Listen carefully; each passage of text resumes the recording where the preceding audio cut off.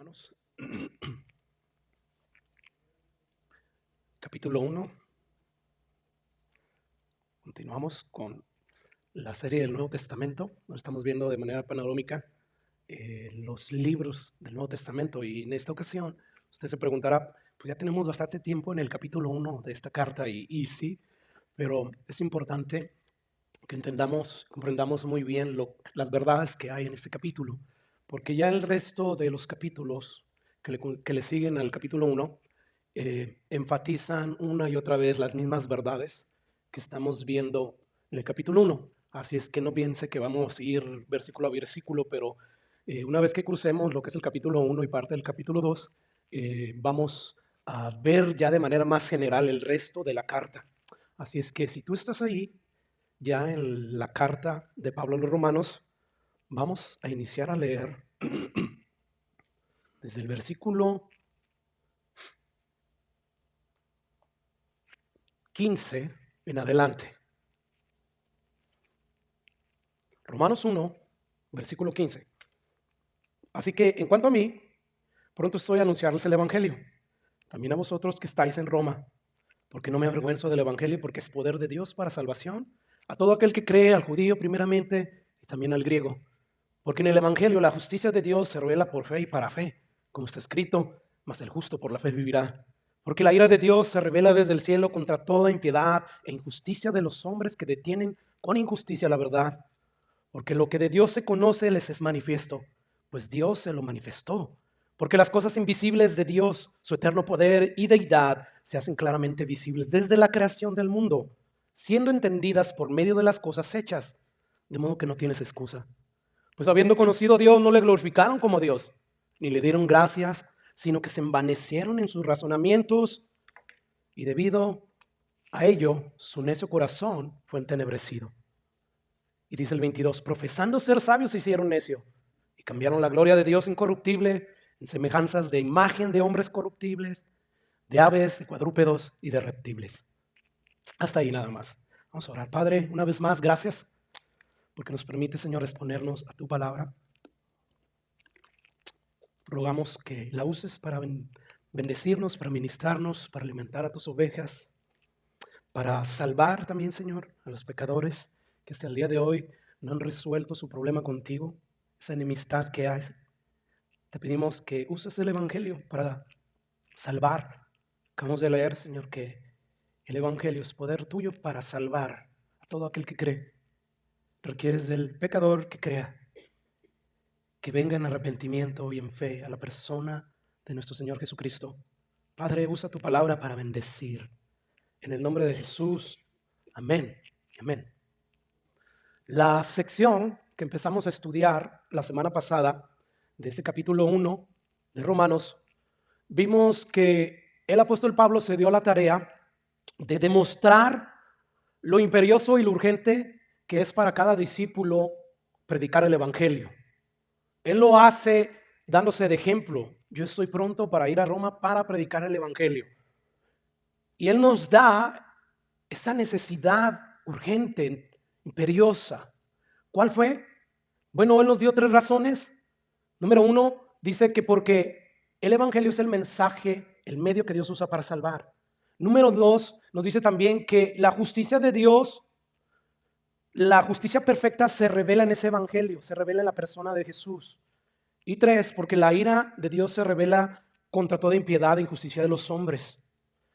Y como resaltamos la semana pasada, el ser humano por naturaleza no acepta en su mente la idea de un Dios que se aira, que manda a pecadores al infierno. Y no lo acepta porque ellos quieren compararse con Dios. O sea, ellos dicen, yo no enviaría ni a mi peor enemigo a una eternidad a ser castigado. Y el problema es ese, que nosotros, aunque estamos hechos a imagen y semejanza de Dios, no somos Dios. Somos totalmente diferentes. Dios es perfectamente santo y justo. Si Dios pasara por alto la ofensa, la injusticia, dejaría de ser Dios. Nosotros sí somos injustos. Pero entonces Dios, ¿qué fue lo que hizo para no quedar como el Dios injusto, que no le dio retribución a los injustos? Pues envió a su Hijo a ser castigado para pagar por esas injusticias. Y es ahí donde Dios viene y arregla esa desarmonía que había. El salmista lo pone así, dice que la justicia y la paz se besaron. Entonces, nosotros resaltamos la semana pasada eso acerca de los hombres. Todos están inclinados a decir, no, Dios está conmigo. Y aunque ellos no actúen como Dios les pide que actúen, que se comporten. Pero aún así ellos dicen, Dios está conmigo porque yo no soy un Hitler, un asesino en serie. Así es que la Biblia nos va a decir que hay un Dios que creó todo lo que existe y ese Dios está airado contra toda impiedad e injusticia de los hombres. Y dice Pablo que detienen con injusticia la verdad. Por lo tanto, nosotros tenemos que predicar a este Dios. Escuche lo que dice segunda de Pedro, o la segunda carta de Pedro. Vamos a ver si ahí da. Capítulo 3, versículo 7. Dice Pedro, pero los cielos y la tierra que existen ahora, escucha, están reservados. Lo que tú ves ahorita, los Greenpeace y los que quieren conservar la tierra y que sigan haciendo su mejor esfuerzo. Eso es bueno para la tierra, pero eso no va a prevenir lo que dice el apóstol Pablo, que la tierra permanezca siempre. No, los cielos y la tierra están reservados por la misma palabra de Dios, aguardados para el fuego en el día del juicio y de la perdición de los hombres impíos. Dice 8, mas oh amados, no ignoréis esto, que para con el Señor un día es como 1000 años y 1000 años como un día. El Señor no retarda su promesa, según algunos la tienen por tardanza, sino que es paciente para con nosotros, no queriendo que ninguno perezca, sino que todos procedan al arrepentimiento. Y dice el versículo 10, pero el día del Señor vendrá como ladrón en la noche, en los cuales los cielos pasarán con grandes estruendos y los elementos ardientes serán deshechos y la tierra y las obras que en ella hay serán quemadas. Versículo 11 dice, puesto que todas estas cosas han de ser deshechas, dice Pedro, ¿cómo no debéis vosotros andar en santa y piadosa manera de vivir? Versículo 12, ahí estaba, ¿verdad? Esperando y apresurándonos para la venida de ¿quién, hermanos? Según Pedro, ¿qué es lo que deben de estar esperando los cristianos? La venida del Señor. Y si hablando constantemente de este tema, muchas veces no vivimos aguardando la venida del Señor, imagínense no hablando. La situación sería peor. Entonces, es menester necesario que constantemente se predique este tema. Si uno predica la Biblia de pasta a pasta, no va a haber necesidad de que nadie nos esté recordando a hablar de este tema, porque la Biblia solita lo hace. Es cuestión nomás de estar leyendo continuadamente. Pero cuando no se hace eso, entonces el predicador puede caer en la trampa del diablo, de empezar a seleccionar mensajes que atraen a la gente y que hacen que la gente se sienta bien. Y entonces ellos piensan que todo está bien, pero recordemos que toda la palabra fue inspirada por Dios y toda la palabra es útil. Todas las verdades de Dios son como nutrientes, minerales que necesita nuestra vida espiritual y los necesitamos. Imagínate que constantemente tú le estés dando pizza a tu hijo recién nacido, pizza, va a crecer, va a desarrollarse, si es que se desarrolla desnutridamente. Bueno, lo mismo pasa en la vida espiritual. Tú ves a la gente supuestamente sana, pero si pudiéramos ver con los ojos de Dios la vida espiritual de esas personas, su conocimiento de la Biblia, nos asustaríamos. Entonces necesitamos toda la palabra de Dios. ¿Para qué? Para no hacer a un lado estos temas tan fundamentales. Así es que yo veo al apóstol Pedro, al igual que todos los profetas del Antiguo Testamento, como los apóstoles del Nuevo Testamento, hablar de ese día, de la ira de Dios, donde Dios va a ajustar cuenta contra los impíos.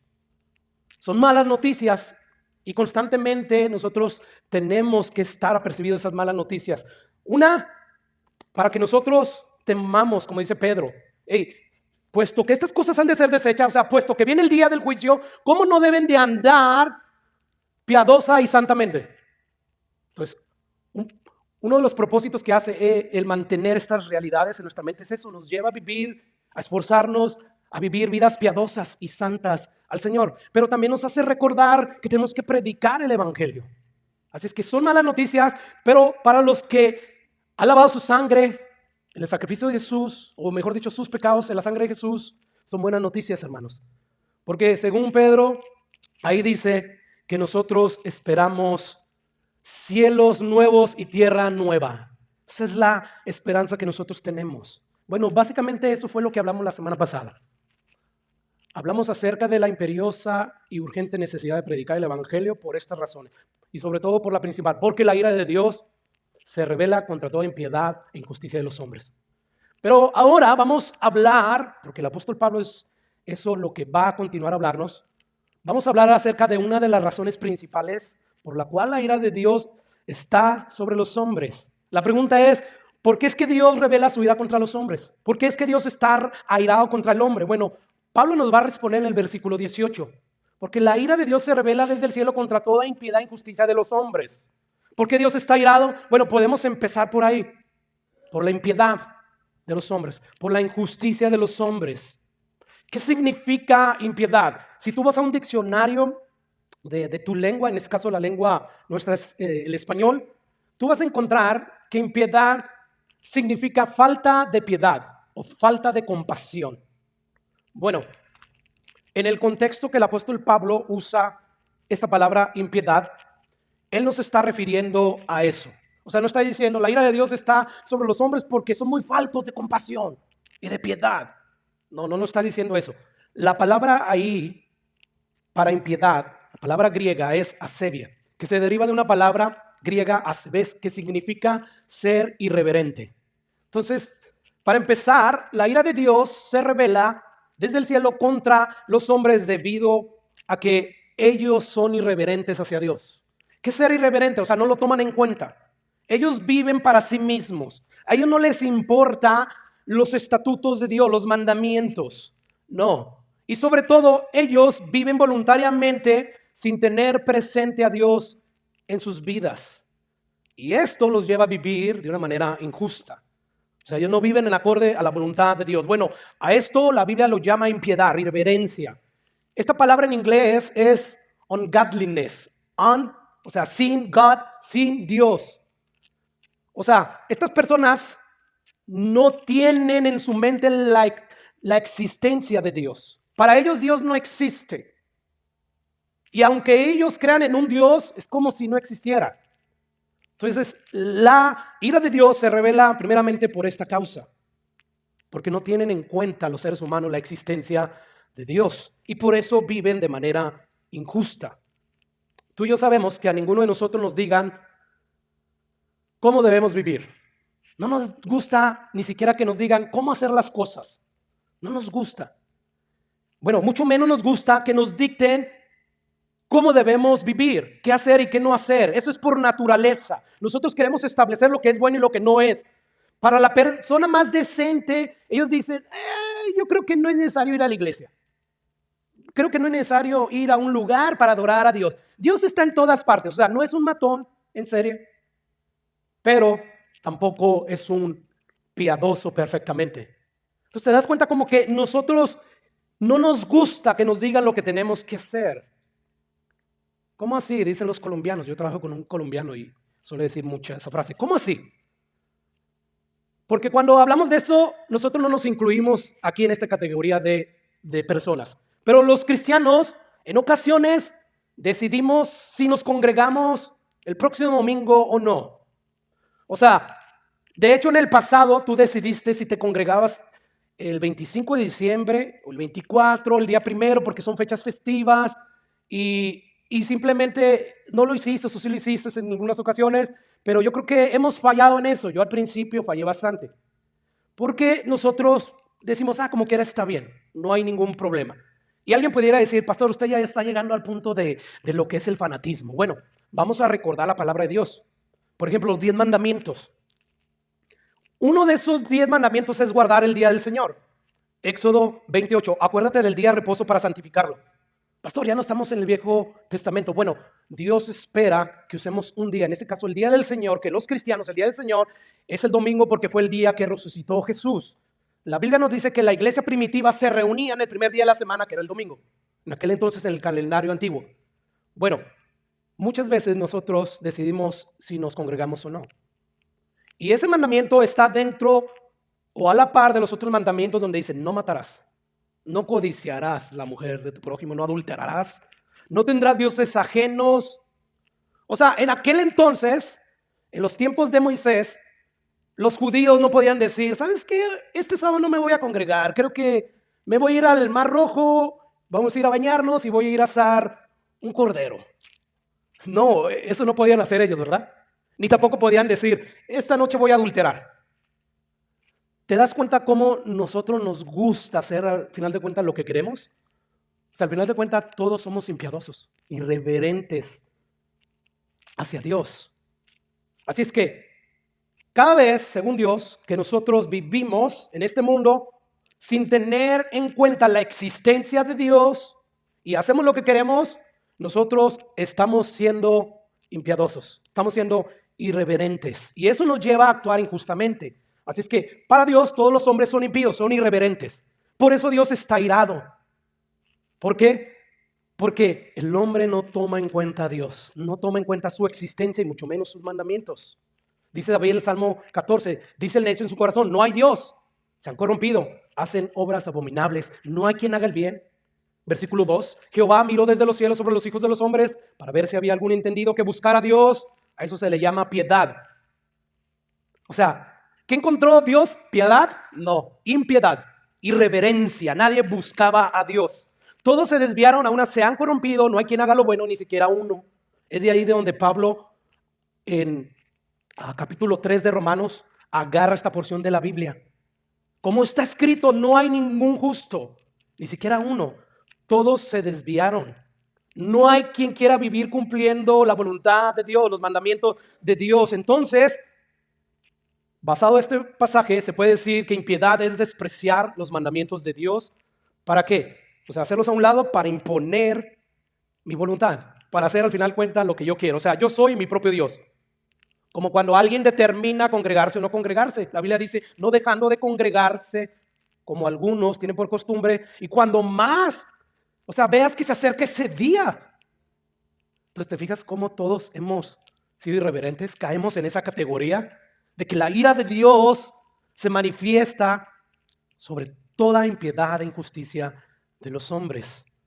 Qué bueno que nosotros ya hemos acudido a refugiarnos en nuestro Señor Jesucristo. Decía Alex, ¿verdad? Que no somos perfectamente justos, no somos todos perfectos totalmente. Estamos luchando contra eso. Y eso es debido a qué, hermanos? A que Dios puso su Espíritu Santo y nos lleva a pelear contra el pecado. Pero el hombre natural que no tiene a Cristo no pelea. Él está a gusto viviendo vidas imperfectas. Así es que Pablo dice ahí, porque la ira de Dios se ha revelado desde el cielo contra toda impiedad e injusticia de los hombres que detienen con injusticia la verdad. Esa palabra donde dice ahí Pablo con toda impiedad, o sea, la ira de Dios está revelada o se manifiesta contra toda impiedad, eso nos muestra que la ira de Dios es universal, que todos son impíos, que todos han irreverenciado a Dios y han cometido injusticia. Así es que el veredicto de Dios sobre todos los seres humanos, como lo vemos en Romanos 3:9, pues ya hemos acusado a judíos y a gentiles que todos están bajo pecado, todos. Y como dice Romanos 3, dice, por cuanto todos pecaron y están destituidos de la gloria. O sea, por más moral y decente que sea el ser humano, él queda corto de alcanzar la gloria de Dios. Porque el estándar que Dios exige, que Dios demanda, es un estándar perfecto. No es casi lo logro. No, dice Pablo que si tú quiebras uno de los mandamientos, ya quebraste todo. O sea, te lleva al mismo lugar el guardar 9 que el guardar 1, 2. Si tú no guardas perfectamente la ley de Dios, ya eres un injusto. Y todos los injustos no heredarán el reino de los cielos. O sea, no se trata de ser moral, no se trata de ser decente, se trata de que tú pagues por tu pecado en el sacrificio de Jesús. O es eso, o es tú pagar por tus pecados en el infierno. Así es que la Biblia acusa a todos los seres humanos. Eso de tratar de alcanzar la gloria de Dios con tu propia moralidad y decencia es como tratar tú de saltar de una de las costas del estado de Florida hacia el continente de África, hacia Senegal. O sea, tú quedarías corto, no importa que seas la persona más hábil, tú quedarías miserablemente corto. Mike Powers, este hombre sostiene el récord del salto más largo de la historia, casi 9 metros, equivalente a casi 29 pies. Ese es un gran logro, ¿verdad? O sea, de lado a lado aquí son 50 pies, 30 a lo mejor sería como por aquí, ahí está la mitad, dar un salto hasta acá, Es difícil. Bueno, vamos a suponer, hermanos, que tú superas el récord que él estableció. Él hizo 30, tú llegas hasta 100. Hiciste casi 70 pies más que él. ¿Qué habrás alcanzado? No mucho, ¿verdad? Quizás te acercaste más a la costa de Senegal, África, pero no llegaste. Bueno, lo mismo pasa con el ser humano. Yo le pregunté a Google que cuánta distancia hay del estado de Florida hasta Senegal, África. Y bueno, qué bueno que es Google, ¿verdad? 4.366 millas. Después le pregunto a Google, ¿cuántos pies hay, Google, en 4.366 millas? 23.041.920. Vamos a suponer que tú logras superar la marca de Mike Powers y tú asaltas 70 pies más. Bueno, ¿qué tanto te acercaste ahí? No mucho. Todavía te quedarían, hablando en pies, 23.041.820 pies. Bueno, algo así sucede. Querer presentarte ante Dios y la justicia perfecta de Jesús con tu propia justicia, con tu propia decencia, quedas miserablemente corto. No podemos nosotros alcanzar la justicia de Dios. Así es que, ¿por qué Dios está airado con el hombre? Porque la ira de Dios se revela desde el cielo contra toda impiedad e injusticia de los hombres que detienen con injusticia la verdad. Ahora, la razón principal de por qué Dios está airado contra los hombres, el apóstol Pablo ahí mismo la resume. ¿Qué es lo que pasa? Bueno, la ira de Dios está contra todos los hombres porque son impíos, porque son injustos y porque detienen con injusticia la verdad. La pregunta es, ¿de qué verdad está hablando Pablo? ¿Cuál es la verdad que el ser humano detiene? Bueno, basado en los siguientes versículos, la verdad que los hombres detienen es la existencia de que Dios creó todo lo que existe, o la existencia del Dios que creó todo lo que existe. Esa es la verdad que ellos están deteniendo. Escuchen lo que Pablo continúa diciendo, versículo 19. Porque lo que de Dios se conoce les es manifiesto, pues Dios se lo manifestó. O sea, en otras palabras, lo que el apóstol Pablo está diciendo es, porque lo que se conoce acerca de Dios es evidente, como dice la Biblia de las Américas, es evidente dentro de ellos, pues Dios se lo hizo evidente. Versículo 20, porque las cosas invisibles de Él, o sea, sus atributos invisibles, como su eterno poder, su deidad, se hacen claramente, escucha, no casi, claramente visibles desde la creación del mundo, siendo entendidas por medio de las cosas hechas, de modo que no tienen excusas. Pues en palabras más simples, lo que el apóstol Pablo está diciendo es que por medio de lo que Dios ha creado, todos los seres humanos pueden concluir que Dios existe. Al ver la creación, al ver lo increíble que es la creación, lo maravilloso, al ver ¿cómo podemos decir? El universo que está creado tan finitamente calculado, tan precisamente equilibrado. O sea, eso de que vivimos en una esfera enorme que gira a través de un eje invisible y ese eje está inclinado a cierta precisión. O sea, eso me habla de un cálculo bien finito. Que nos dicen los científicos que saben de números, de todo esto, de matemáticas, que si ese eje estuviera un grado más inclinado hacia cualquier lado, todo se saldría de su cauce. O sea, la Tierra nos dice, la creación, el mundo, el sistema solar donde vivimos, las galaxias, que detrás de toda esa creación hay un Dios. Y es por eso que Pablo dice, todo ser humano que dice que quiera al llegar al tribunal de Dios y quiera alegar ignorancia, o sea, es que yo no sabía que existías. No, Pablo le dice, no tienes excusa, no tienes apología, porque excusa ahí es la palabra griega apología. No tienes defensa, no saques esa excusa. La creación revela a Dios claramente. Detrás de todo lo que existe, y no hemos hablado de las especies que hay aquí dentro de la tierra, no solamente el ser humano, pero hablando de las especies animales, o sea, las especies acuáticas, especies terrestres, refiriéndonos a lo animal, las especies aéreas, tanta diversidad que hay. Cada una de esas especies, de esos animales nos dice que detrás de ellos hay un creador. Pero el hombre prefiere omitir esta verdad, prefiere borrar, prefiere detener esta verdad de la existencia de Dios. ¿Para qué? Para vivir como bien le place. Y no para vivir, para glorificar a Dios. Así es que la Biblia nos dice que el hombre, a pesar de las claras evidencias que hay en toda la creación de la existencia de Dios, él deliberadamente y voluntariamente detiene esta verdad. ¿Por qué? Porque esta verdad atenta contra su deseo y su inclinación de su corazón. ¿Cuál es el deseo y la inclinación del hombre? Hacer lo que le da la regalada gana. Así es que por eso él detiene voluntariamente la verdad. ¿Cuál verdad? La verdad de que Dios existe. Según la Biblia, el ser humano está plenamente consciente de que hay un creador, pero él voluntariamente quita esa realidad de su mente. Escucha lo que sigue diciendo Pablo. Pues habiendo conocido a Dios. Pues esta es la conclusión de Pablo. Pues habiendo conocido a Dios, o sea, aunque saben acerca de la existencia de Dios, no le glorificaron como a Dios, ni le dieron gracia.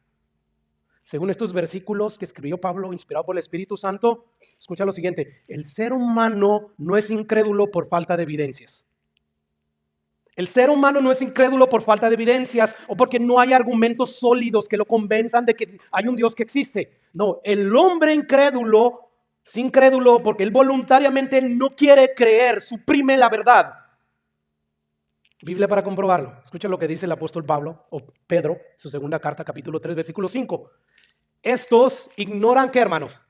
Voluntariamente. Que en el tiempo antiguo fueron hechos por la palabra de Dios, ¿qué? Los cielos y la tierra. Entonces, según la Biblia, el hombre no es incrédulo por falta de evidencias claras, por falta de argumentos sólidos. No, el hombre es incrédulo voluntariamente porque no quiere creer simplemente. No quiere aceptar a Dios. ¿Por qué? Porque el aceptar a Dios implica dejar de vivir como está viviendo, como le agrada.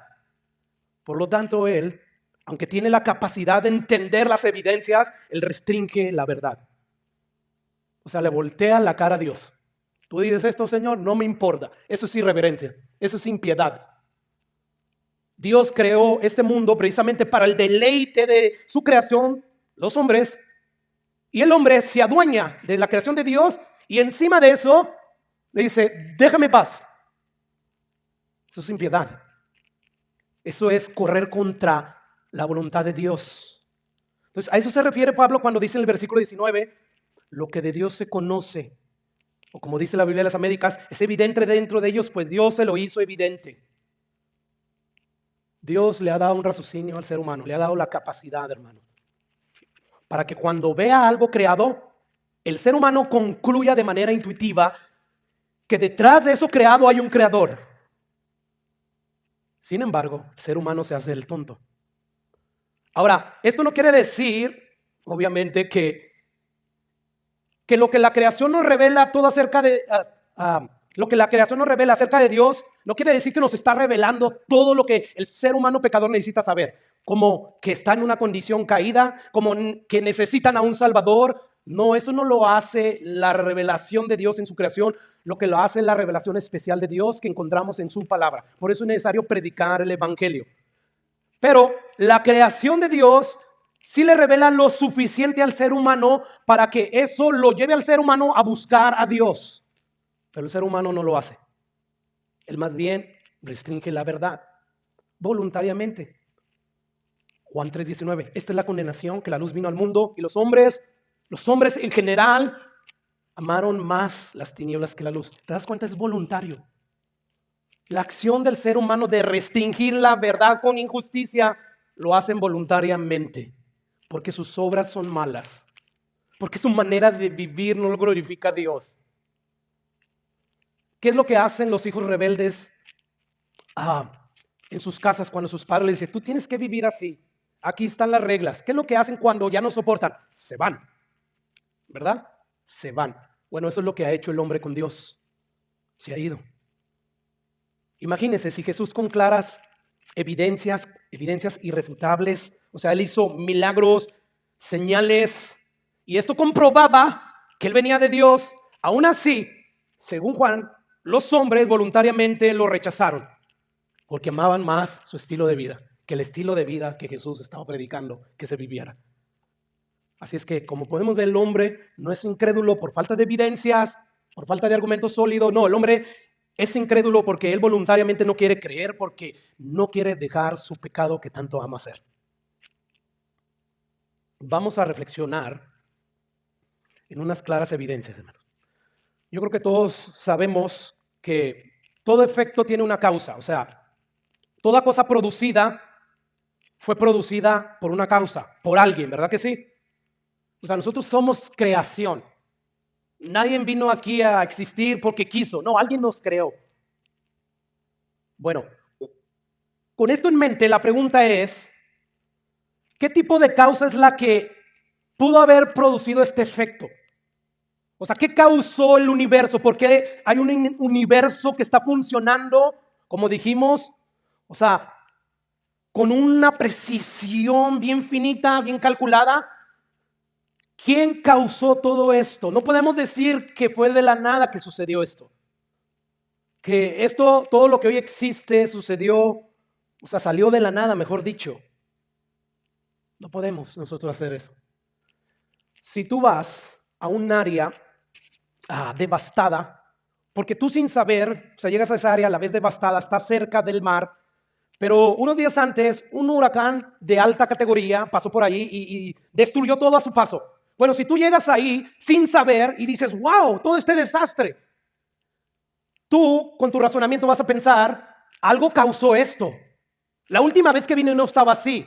Y tú no vas a decir, esto de la nada, o sea, de repente todo se destruyó. No, hubo un huracán que pasó, traía fuertes vientos y arrasó con todo a su paso. O sea, somos seres racionales. Eso es como nosotros concluiríamos. Escucha lo que dice un científico. Dice, la única explicación, no la más probable, sino la única explicación a la existencia de un universo tan finitamente calculado y precisamente equilibrado es que exista un creador que sea omnipresente y omnipotente. Es la única explicación. Eso no pudo haber salido de la nada. No, mire, déjeme ponerle una ilustración. Vamos a suponer que tú sales de tu casa, cierras la puerta con llave, pero dejas ahí a tu gato. Y al dejar tu gato, dejas también tu computadora encendida. Y cuando tú llegas en la noche, abres tu puerta y tú encuentras este mensaje ahí en tu computadora. Prepárate para morir. Te llegó la hora. ¿Qué pensarías tú? ¿Que este mensaje salió de la nada? O sea, ¿qué te pasaría por tu mente? ¿Esto es una broma de alguien de mal gusto? ¿O simplemente alguien sí se metió, alguien que me quiere matar y es una amenaza real? Tú no pensarías, es que el gatito de una manera intencional agarró el mouse, se dirigió a Word y empezó ahí a escribir. ¿Verdad que no? Tú no concluirías eso. O sea, se requiere estar loco, andar en drogas, qué sé yo, para decir eso. Uno no concluiría diciendo tal cosa. ¿Por qué? Porque tú sabes que el gato no tiene la capacidad de hacer eso. Y tampoco concluirías, no, Dios lo mandó a alguien, qué sé yo. No. Tú empezarías a concluir, se me hace que uno de mis familiares, quizás mi hijo, mi hija, que tiene acceso a la casa, se metió y me está jugando una broma de mal gusto. O el otro sería, se me hace que puede ser esto real, debería llamarle a la policía. ¿Qué estoy diciendo con todo esto, hermanos? El ser humano, Dios le ha dado la capacidad para concluir cuando ve efectos, cuando ve cosas creadas, para concluir que detrás de todo eso hay un creador. Yo no sé si usted ha ido a este lugar, Arboreto de Jardines Botánicos de Dallas. Tiene un nombre que hasta nosotros, una vez nos llevó Melissa a tomarnos fotos. Bueno, si tú vas a este arboreto y jardines botánicos que hay en Dallas, tú te vas a dar cuenta que en los 66 acres hay plantas, flores, árboles de diferentes tipos, hay fuentes, hay cascadas. Cuando tú llegas a ese lugar, tú no concluyes, este jardín salió de la nada. No, eres una persona que razona y tú dices, detrás de toda esta belleza hay jardineros, hay botánicos, hay ingenieros, hay diseñadores, hay muchos obreros. O sea, esto no pudo haber salido de la nada. Eso es imposible. Tiene que haber detrás de todo esto jardineros, floreros. ¿Qué es lo que le estoy diciendo, hermano? Bueno, como podemos ver, el ser humano no es incrédulo por falta de evidencias. No lo es. Él es incrédulo voluntariamente, porque no quiere creer. O sea, tú por más que te esfuerces y digas, no, esto tuvo que haber... O sea, por más que yo te quiera convencer que eso salió de la nada, tú no me vas a creer. O sea, si yo te digo, esto salió de la nada, de verdad, y te doy muchas explicaciones, al parecer lógicas, tú no me vas a creer. Bueno, pues con la creación es todavía infinitamente más complicado. Profesando ser sabios se hicieron necios. Y lo dice el salmista, dice el necio en su corazón, no hay Dios. O sea, personas con una capacidad increíble, con un coeficiente muy alto de inteligencia, concluyen que no existe Dios. Y la Biblia nos dice, no es que no haya evidencias. Ellos se rehúsan, ellos restringen la verdad de la existencia de Dios porque quieren, porque no se quieren someter a Dios. ¿Te das cuenta? Por lo tanto, no tienen excusas. No hay excusa. Dicen los científicos, la mayoría de ellos, que hay dos opciones posibles para explicar la existencia de todo lo que existe, o sea, del universo. No son tres, solamente hay dos. O el mundo es el resultado de fuerzas ciegas, fuerzas accidentales que produjeron todo esto que existe, o es el resultado de la fuerza de un ser racional, inteligente, todo sabio, todopoderoso. No hay otra opción. Solamente existen estas dos opciones. O este mundo es el resultado de un accidente increíble donde, como dice la ciencia, de repente un organismo unicelular comenzó a evolucionar porque cayó un rayo en la sopa cósmica y de repente las cosas empezaron a cambiar y a cambiar y a cambiar. Y de estos cambios que sucedieron a través de millones y millones de años, salieron los ríos, salieron las montañas, salieron los mares, salieron todos los animales del mar, todas las aves, todas las bestias del campo, salieron Justin Bieber y tú y yo. ¿De verdad? Eso es irracional. Así como si tú vas a un bosque y te encuentras un reloj, que ahorita te voy a mostrar fotografías, o un celular, tú no vas a decir, esto salió de la nada, ¿verdad que no? Mucho menos. Es razonable, es lógico pensar que toda la creación, con esa precisión de equilibrio, finitamente salió de la nada. Es tonto, es absurdo, por eso dice Dios. Dice el necio en su corazón, no hay Dios. Pues habiendo conocido a Dios, porque Dios se ha revelado a través de toda la creación. Su eterno poder, su deidad, la vemos a través de todo lo creado. Dice Hechos capítulos 14 y 17 que Dios no se dejó sin testimonio a todos los hombres. No, mira lo que dice versículo 17 de Hechos 14. Si bien Dios no se dejó a sí mismo sin testimonio, no.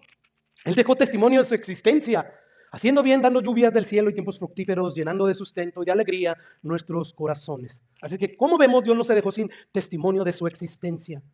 No, ahí está su deidad, su poder, su sabiduría. ¿Dónde? En todo lo que está creado.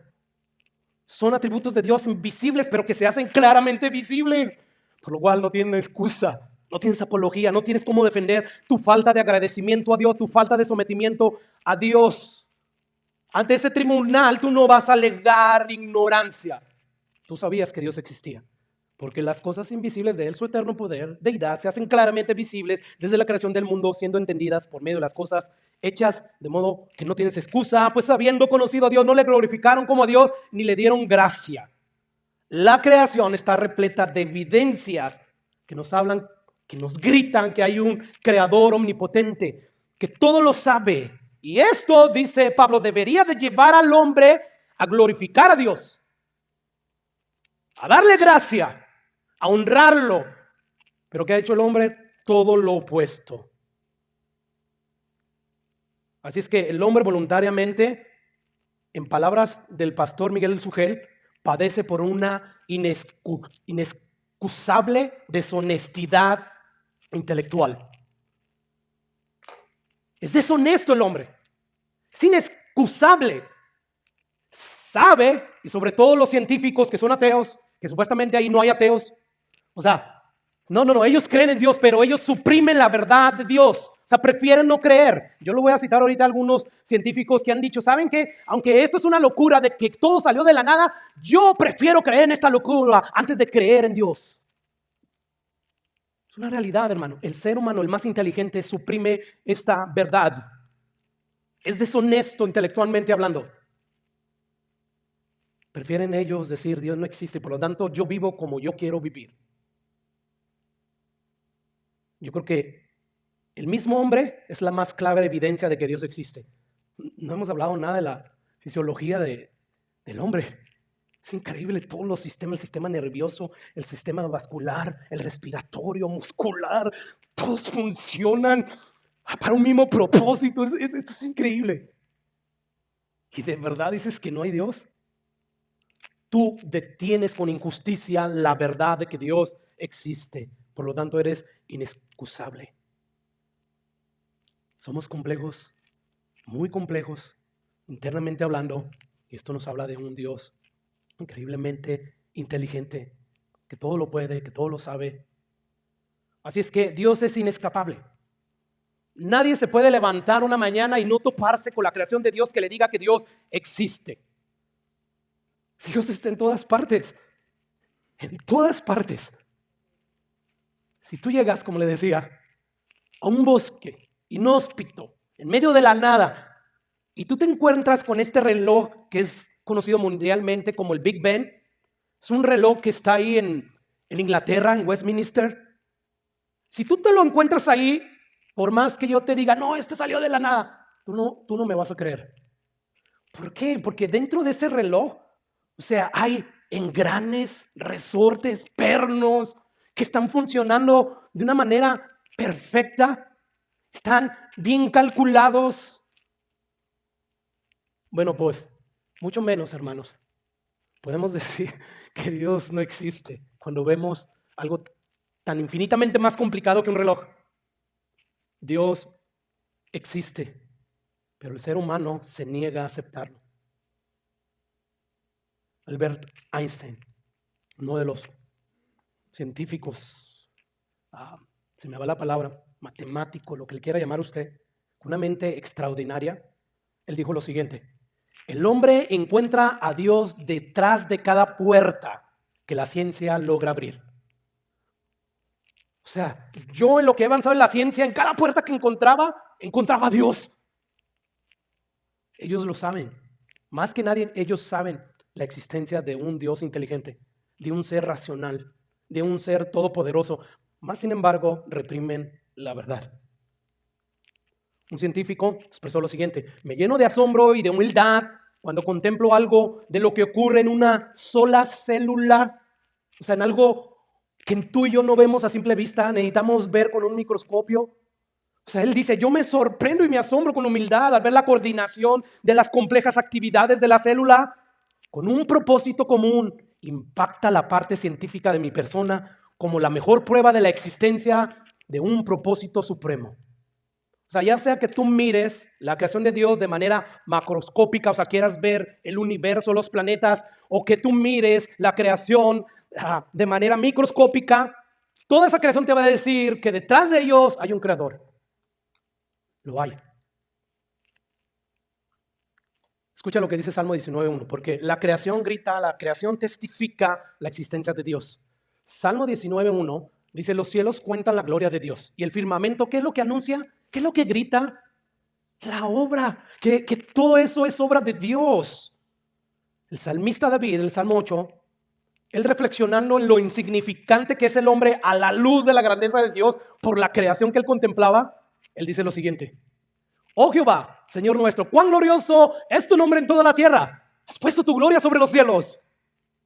Cuando veo los cielos, obra de tus dedos, la luna y las estrellas que tú formaste, digo que es el hombre para que tengas memoria de él y el Hijo del Hombre para que lo visites. ¿Qué somos nosotros?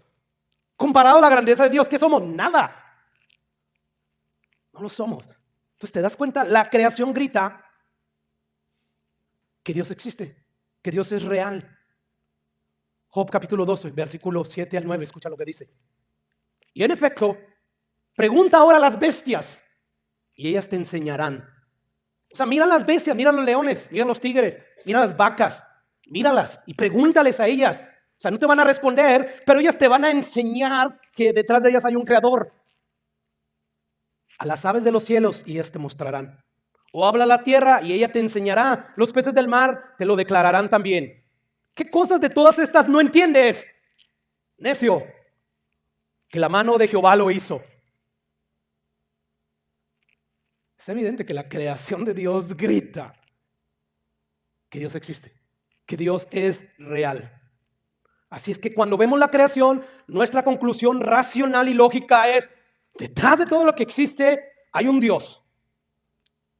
Y por lo tanto, si hay un Dios todopoderoso, Él merece mi reverencia. Él merece que yo le agradezca por todas las bondades, todos los beneficios que yo obtengo de su creación. Debemos de concluir de esa manera racional y lógica. Pero el ser humano no hace eso. Es por eso que Pablo finaliza el versículo 20 diciendo: de modo que no tienes excusa. ¿Te das cuenta? El ser humano voluntariamente no quiere creer. Y no cree no porque no haya evidencias claras, las hay.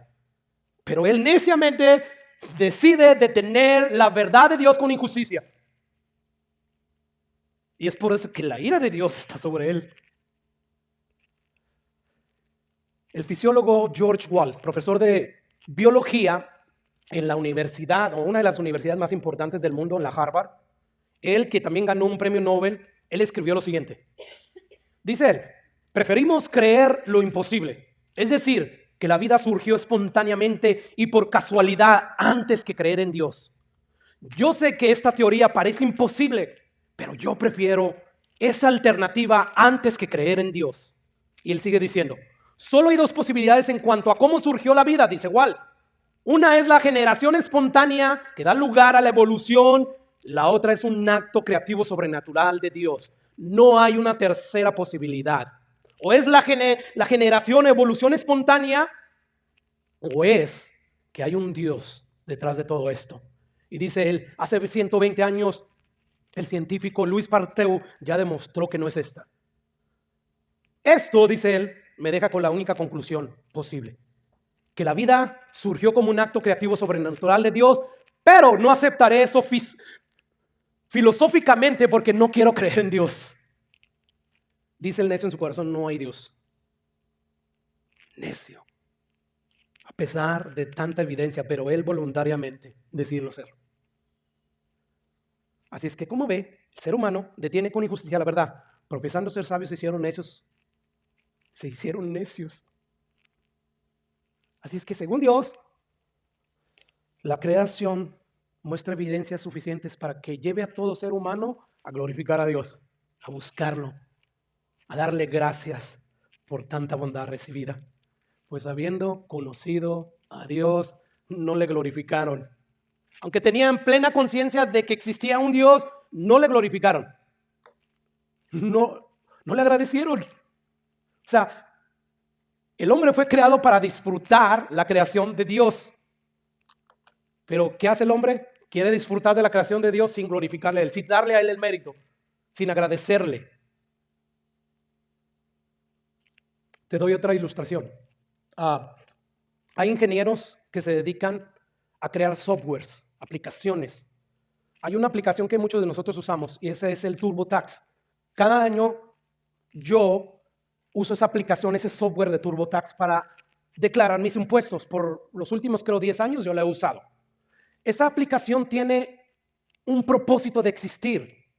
O sea, fue creada ¿para qué? Para ayudarnos a declarar nuestras taxas. Bueno, imagínense que ese software tuviera la capacidad de decidir por sí misma qué es lo que va a hacer y qué es lo que no va a hacer.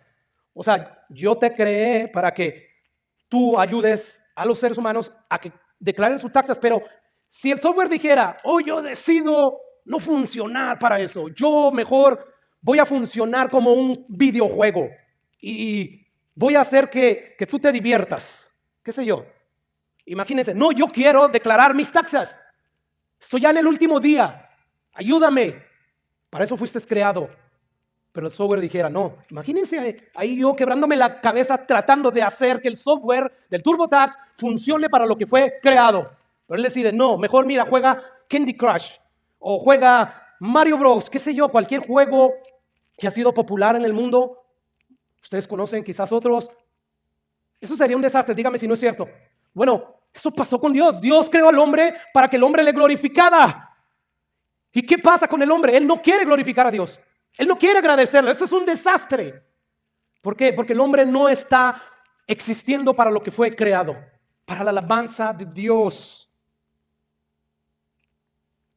¿Por qué Dios manifiesta su ira, pastor? Por eso la ira de Dios se manifiesta, se revela desde el cielo contra toda impiedad e injusticia de los hombres que detienen con injusticia la verdad. Fuimos creados, sí, para disfrutar la creación, pero ese mismo disfrute, ese mismo deleite nos lleva a determinarnos, o nos debería de llevarnos a determinarnos a vivir para la gloria de Dios y para agradecerle, pero no hacemos eso. El ser humano sabe que es criatura, pero se le olvida que es criatura y vive independientemente del propósito por el cual fue creado, que fue para la alabanza de Dios. Dice el apóstol Pablo, 1 Corintios 10:21, si pues comes o bebes o hacéis otra cosa, ¿hacer lo qué? Todo para la gloria de Dios. O sea, en lo más simple, en lo más sencillo, en lo más natural, como comer y beber, hazlo todo para la gloria de Dios. Pero el hombre no quiere vivir para eso. El hombre se niega a someterse a Dios. ¿Por qué la ira de Dios está sobre el hombre? Por su impiedad, por su injusticia. Porque detiene por injusticia la verdad de que Dios existe y no lo glorifica. Y Pablo habla de un segundo aspecto también. Dice ahí, pues habiendo conocido a Dios, no le glorifican como a Dios, ¿ni qué? Ni le dieron gracias, sino que se envanecieron en sus razonamientos y su necio corazón fue entenebrecido. Se orgullecieron, se vanagloriaron. Mis caminos son mejores que los tuyos, Dios. Qué tontera es esa, ¿no? Gracias a Dios que hoy vemos esto como una tontera porque Dios nos alumbró. Porque hoy podemos ver la hermosura que es Jesús. Pero antes vivíamos así nosotros. No, aquellos, no. Nosotros, todos se desviaron. Ahí estamos incluidos nosotros. Pero Dios nos salvó gracias a que se nos predicó el evangelio. Nos dio una nueva vida en Cristo. Nos dio su mismo Espíritu Santo. Así es que la reacción del ser humano, según Pablo, inspirado por el Espíritu Santo, después de que contempla esta creación tan maravillosa, tan única, que lo beneficia tanto, no lleva al hombre a glorificarlo. Al contrario, le da la gloria ¿a qué? A la creación, a cualquier otra cosa que no sea Dios. Y no le agradece. No le agradece nada. Yo creo que todos sabemos esta realidad. Cuando nosotros entramos a este mundo y salimos, nos vamos sin nada. O sea, venimos a este mundo sin nada, nacemos sin nada y nos vamos sin nada. Dígame si no es cierto eso. ¿Qué se llevó mi madre ahora que murió meses atrás? Nada. ¿Alguien acaba de nacer por estos días? ¿Qué ha traído ese alguien al mundo? Nada. Escucha lo que dice Pablo. 1 Timoteo 6:7.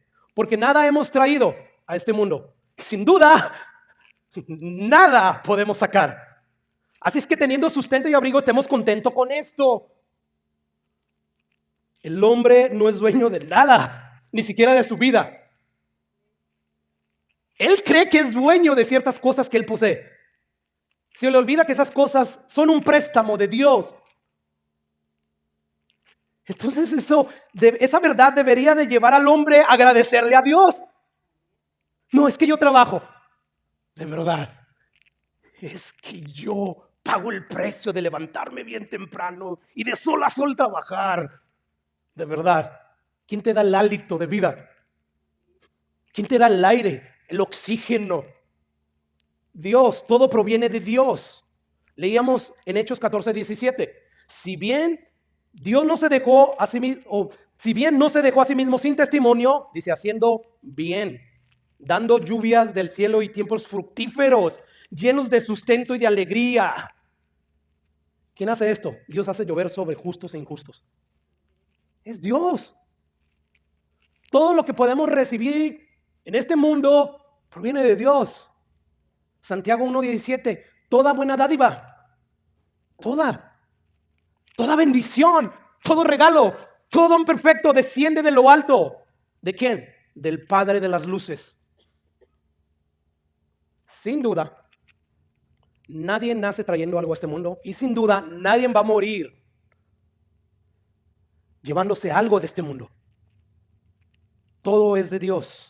Pues habiendo conocido a Dios, no le glorificaron como a Dios ni le dieron gracias, sino que se envanecieron en sus razonamientos. Muchas veces ni oramos siquiera, porque damos por sentado que la comida la merecemos. Sí hay cierta atribución, cierta parte que tú mereces, pero al final de cuentas, si Dios te corta el suministro principal, no puedes hacer nada, no podemos hacer nada. Muchas veces oramos, nomás a la y se va. Sea que comas o bebas, no, usted ya se está yendo a los extremos. No, yo te estoy exponiendo la Biblia nada más. Esa es mi labor y es la labor de todos los pastores, es poner la Biblia tal y como Dios la reveló. Eso no es una exageración. Esto es lo que debemos de hacer. Después de tanta misericordia, tanto favor, tanta bondad que Dios derrama sobre nosotros, lo menos que podemos hacer es vivir para agradecerle. Ese es nuestro culto racional. Les ruego por las misericordias de Dios que presenten sus cuerpos como sacrificios vivos y agradables. Una manera de santificarnos es agradecerle a Dios. Estás obedeciendo, santifícalos en tu verdad. ¿Qué dice la palabra de Dios? Que en todo demos gracia. Eso es santificarnos. Obedecer los mandamientos de Dios, sacrificar, tu carne no quiere, ¿verdad? Agradecerle a Dios porque ya está dispuesta, lista para comer. Para agarrar un tiempo y no lo hagan nomás algo, un recital, algo religioso. Que sean 2, 3 palabras, pero bien conectadas con Dios. Gracias, Señor. Gracias por estos alimentos. No tienes que decir mucho. Lo que importa es la conexión y no la religiosidad. Esto agrada a Dios. Esto es lo que espera Dios de nosotros. Dios espera que nosotros, hermanos, le agradezcamos, como se diga. O sea, ¿usted recuerda ese pasaje donde Jesús le dice a alguien, necio, ¿no sabes que esta noche vienen a pedirte tu alma? O sea, él decía, ¿qué voy a hacer con todo esto que he acumulado? ¿Dónde lo voy a poner? Voy a destruir este granero y voy a levantar uno más grande para acumular más. Jesús dice, necio, tonto, idiota. ¿No sabes que esta noche viene a pedir tu alma? Y lo que has provisto, ¿de quién será? Eso es lo que Dios le está diciendo al ser humano. Idiotas, tontos, sin cerebro, necios. ¿No saben que un día van a morir? Y nada de lo que ustedes tienen aquí se van a llevar. Todo se queda aquí. Por lo tanto, por lo menos deberían de agradecerme por tanta bendición. El Señor Jesús sana a 10 leprosos y solamente uno regresó para agradecerle. Un samaritano, un enemigo. ¿Y qué es lo que dice Jesús? No son 10 los que fueron limpiados y los 9 ¿dónde están? Versículo 18. No hubo quien volviese y diese gloria a Dios, sino este extranjero. El humano, según Dios, me dice, todo ser humano que no glorifica a Dios ni le da gracias. Aunque vive en su mundo, respirando el aire de Dios y el oxígeno de Dios. Por eso la ira de Dios se revela desde el cielo contra toda impiedad, contra toda injusticia. Eso no es justo. Para Dios es justo y es justo. Él es perfectamente justo y Él nunca va a hacer nada indebido.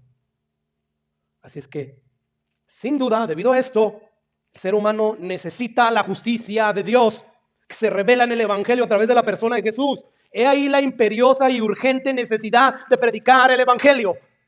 Porque todos los seres humanos son impíos, son irreverentes, son injustos. No han vivido para glorificar a Dios, no han vivido para darle gracia. Ahí la urgente necesidad. Por eso quiero ir a Roma. Estoy pronto a ir a Roma para anunciarles el Evangelio. Porque en el Evangelio se revela la justicia de Dios. Porque el Evangelio es poder de Dios para salvar a todos los seres humanos que crean. Porque la ira de Dios está sobre ellos. Por lo tanto, eres inexcusable. Tú que estás sin Cristo y sin esperanza, en aquel día te van a decir, tú no tienes excusa. Es que a mí no me predicaron. No. La creación misma da testimonio de la existencia de Dios y esa evidencia es suficiente para haberte llevado a buscar a Dios a través de Cristo Jesús. Pero no lo hace el hombre. Así es que este es el Evangelio, hermanos, que yo veo en la Biblia. Cuando tú lo estudias de esa manera profunda y empiezas a ver lo que otros ven y tú no estás viendo, te das cuenta que verdaderamente el Evangelio que está revelado en la Biblia es uno muy diferente al que se predica hoy. El Evangelio que hoy se predica pareciese como que no viene un día. en que la ira de Dios será desatada. Que no viene un día como los pone el apóstol Pedro en su segunda carta. Que los elementos de la tierra, que todo va a arder. Y por lo tanto, dice Pedro, ¿cómo no vamos a andar en santa y piadosa manera? Puesto que estas cosas se avecinan. Yo no veo así la iglesia. Que Dios nos perdone y nos ayude. Que Dios nos dé convicción, certeza de lo que estamos viendo en la Biblia. Para que esto nos ayude, no solamente, hermanos, a vivir en santidad, a vivir con reverencia, con temor, temblor, cuidando de nuestra salvación, sino también a predicar el evangelio. El que cree será salvo. Si ya lo has anunciado, ruega por esas personas. Dile a Dios que te dé más oportunidades. Y si lo has hecho a tu manera y no a la manera que Dios expone, donde no has enfatizado la mala noticia, hazlo bien. Predica el evangelio bíblico. Porque este evangelio bíblico, según el apóstol Pablo, inspirado por el Espíritu Santo, tiene poder para salvar a todo aquel que cree. Al judío primeramente. Los judíos también necesitan salvación. No, el pueblo de Dios. No sé, yo veo a Pablo diciendo, o sea, yo sé cómo el pueblo judío sirve a Dios de manera celosa y lo hace de manera incorrecta, pero yo daría mi vida. O sea, sería anatema, maldito, por tal de que ellos fueran salvos. Él predicaba el evangelio a judíos y a no judíos, a griegos y a no griegos, a sabios y a no sabios. A todos son deudor. Todo ser humano necesita el evangelio. No te enfoques en lo decente que es la persona. No, hay muchos religiosos que creen que son salvos y que por sus frutos uno piensa que no lo es, uno cuestiona su salvación. Y por lo que Jesús dijo que muchos en aquel día, muchos de esos que creen que van, que son religiosos, muchos de esos les va a decir Jesús, apartados de mí, hacedores de mal. Porque no es la persona que declara a Jesús como Salvador. No es el que dice que está haciendo milagros en el nombre de Jesús, el que hereda el reino de los cielos, sino el que hace la voluntad del Padre de Jesús. Eso solamente es posible cuando Dios te da un nuevo corazón, te da su Espíritu Santo, que te lleva a pelear contra tu maldad, lo que hablaba nuestro hermano Alex, que él pelea, que sabe que no es perfecto, pero pelea. ¿Por qué? Porque hay una naturaleza en él que lo lleva a pelear. Si tú no tienes esa naturaleza es porque no has nacido nuevo. Y órale a Dios, mientras hay vida y esperanza. Más vale perro vivo que león muerto. Mientras hay vida y esperanza. Clámale a Dios. Y yo te aseguro, por lo que dice Dios en su palabra, que Él te da un nuevo corazón. Que Él te da su espíritu. Vamos a orar. Padre, gracias por tu palabra. Gracias, Señor, por esta carta tan increíble donde el apóstol Pablo nos revela la condición del ser humano. Nos revela tu misma ira que está sobre el ser humano debido a la condición de él. Porque aunque está plenamente consciente de tu existencia, aún así no te glorifica, aún así no te agradece, aún así no vive para agradarte. Prefiere restringir la verdad de tu existencia para hacer lo que bien le place. Padre, ayúdanos a ver la terrible condición en la que se encuentra el hombre para que entonces veamos, Señor, lo urgente que es predicar el evangelio. Es lo único que puede hacer, Señor, que entren en razón, que vuelvan en sí. Es el evangelio, no hay otra manera de convencerlos. Jesús nos habló acerca del sembrador. El sembrador es uno que simplemente predica la palabra revelada en las Escrituras. Es todo lo que tiene que hacer. El crecimiento tú lo das, Padre. Ayúdanos. Ayúdanos a asegurarnos que estamos predicando el evangelio bíblico y no uno distorsionado, no uno diluido, porque no queremos, Señor, caer mal, porque no queremos, Señor, que la gente entonces nos mire como bichos raros, porque queremos agradar a los hombres. No, Señor, ayúdanos a querer agradarte a ti, aunque eso implique, Señor, persecución, encarcelamientos, aunque eso implique la misma muerte, Padre. Ayúdanos, te necesitamos como iglesia para predicar este evangelio. Usa este evangelio también para salvar, Señor. Todos aquellos que estarán exponiendo esta grabación, Padre, úsalo, Rey, para tu gloria. No para que uno se pueda volver, Señor, evidente, popular, no.